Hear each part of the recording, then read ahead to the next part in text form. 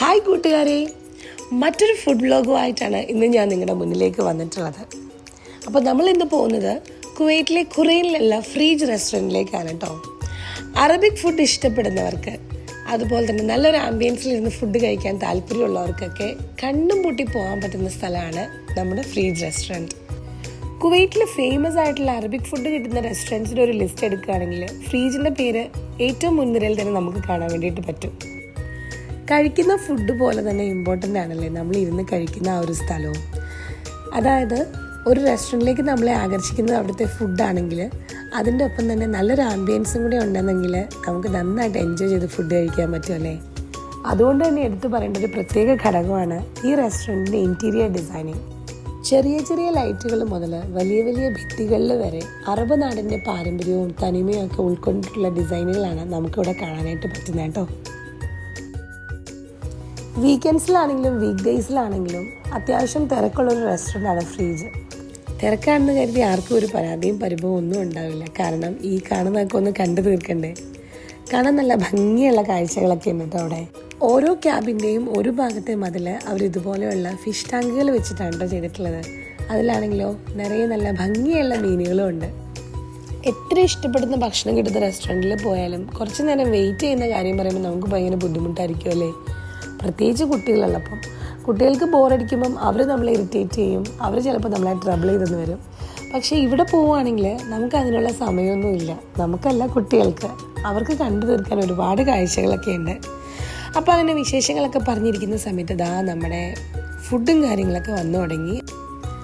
ആദ്യമേ അവർ നമുക്ക് സെർവ് ചെയ്തത് ഈ കാണുന്ന സാലഡും പിക്കിളും ഡിപ്പും കാര്യങ്ങളൊക്കെയാണ് കേട്ടോ.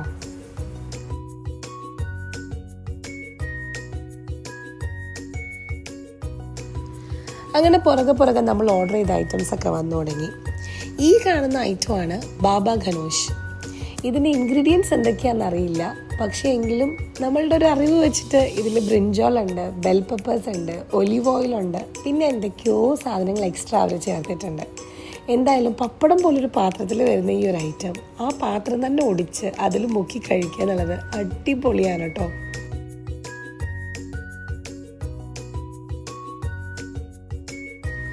വലിയൊരു മൺകലം പോലൊരു അവൻ, അതിനകത്തേക്ക് കുഴച്ച് വെച്ച മാവ് പരത്തി ഉണ്ടാക്കിയെടുക്കുന്ന ബ്രെഡാണ് കേട്ടോ ഈ കാണുന്നത്. ഇത് നമുക്കിങ്ങനെ ചൂടോടെ ചുട്ട് തരും അവർ. അത് ഹമ്മൂസിൽ മുക്കി കഴിക്കാൻ നല്ല ടേസ്റ്റാണ് കേട്ടോ. അപ്പോൾ എന്തായാലും ഇങ്ങനെയുള്ള ചെറിയ ഐറ്റംസൊക്കെ കഴിച്ചുകൊണ്ടിരിക്കുമ്പം നമ്മുടെ മെയിൻ കോഴ്സ് എത്തി. നമ്മൾ ഇന്നിവിടെ മജ്ബൂസ് കഴിക്കാൻ വേണ്ടിയിട്ടാണ് കേട്ടോ വന്നത്. അപ്പോൾ എൻ്റെ ഏറ്റവും ഫേവറേറ്റ് ആയിട്ടുള്ളത് മജ്ബൂസിൻ്റെ റൈസിൻ്റെ കൂട്ടത്തിൽ ഇവിടെ കിട്ടുന്ന ഒരു സൈസ് ചമ്മന്തി ഉണ്ട്, നമ്മുടെ ചതമുളകിൻ്റെ ചമ്മന്തി. ആ ചമ്മന്തിയും കൂട്ടി ഈ സോഫ്റ്റ് ആയിട്ടുള്ള നല്ല ഫ്ലേവേർഡ് ആയിട്ടുള്ള റൈസാണത്. ആ റൈസ് കഴിക്കുന്നത് ഒരു രക്ഷയില്ല കേട്ടോ, സൂപ്പർബാണത്. അങ്ങനെ ഫുഡൊക്കെ കഴിച്ച് കഴിഞ്ഞപ്പോൾ നമ്മുടെ ഗാവക്കാരൻ ചേട്ടനെത്തി. പുള്ളി വന്ന് എന്തൊക്കെയോ പറഞ്ഞു. ഒരു പാട്ട് കേൾക്കുന്ന പോലെ ഉണ്ടായിരുന്നു നമുക്കത് കേട്ടിരിക്കാനായിട്ട്. എന്തായാലും കേൾക്കാനും കാണാനും ഒക്കെ നല്ല രസമുണ്ടായിരുന്നു.